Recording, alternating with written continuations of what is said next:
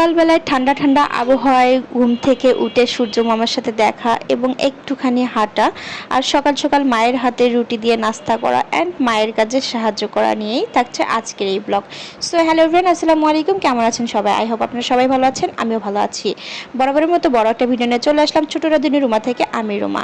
Guys, প্রথমে দেখতে পাচ্ছেন আম্মু এখানে সকালবেলা উঠে রসুনগুলো পরিষ্কার করছে, কারণ একটু পরে অনেক রোদ উঠে যাবে, সেজন্য রোদ ওঠার আগেই করে নিচ্ছে। দেন ওখান থেকে এসে মা সকালবেলা রুটি বানানো রেডি করলো, চালের আটার রুটি। তো চালের আটার রুটি কে কে পছন্দ করেন, এটা কিন্তু অনেক মজা খেতে।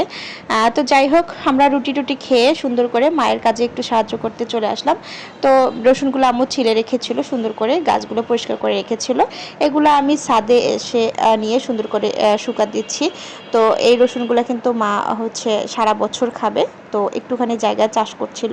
প্রতি বছরই এমন করে বাড়ির রসুনে খায়, এভাবে সুন্দর করে পরিষ্কার করে রেখে একদম ছাদের ইয়াতে উঠায় রাখে। এই রসুনগুলো কিন্তু সবসময় ভালো থাকে। আমার সাথে রাফসানও দেখতে পাচ্ছেন এখানে সাহায্য করছিল। আর ওই যে দেখেন মাকে দেখা যাচ্ছে, আমি ছাদ থেকে একটু ভিডিও করে নিলাম। তো আম্মু এখানে পরিষ্কার করছিল, আরও রসুন ছিল সেগুলো। তবে গ্রামের এই দৃশ্যটা দেখাবো আপনাদের আমি। তো এটা কিন্তু মানে খুবই খুবই খুবই মনোমুগ্ধকর একটা পরিবেশ সকালবেলা।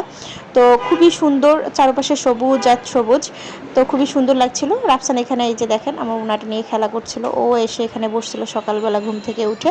আর এই যে দেখেন আকাশটা এত সুন্দর লাগতেছিল দেখতে, তো আকাশেরও সুন্দর করে একটা ভিডিও করে নিলাম। তো অনেক সুন্দর লাগছিল কিন্তু।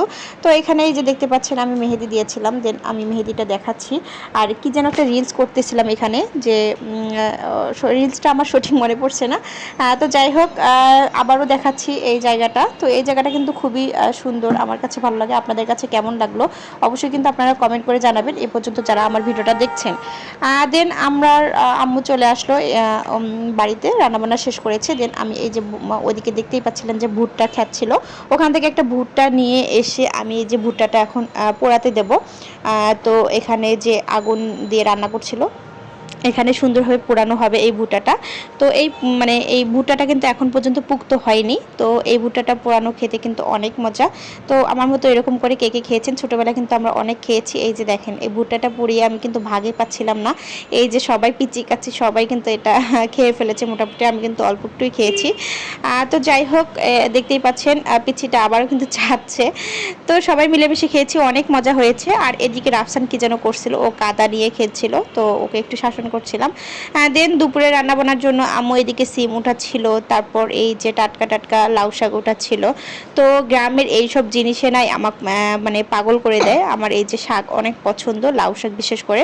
তো যাই হোক, আজকের ভিডিওটা কেমন লাগলো অবশ্যই কমেন্ট করে জানাবেন। সবাই ভালো থাকবেন, সুস্থ থাকবেন।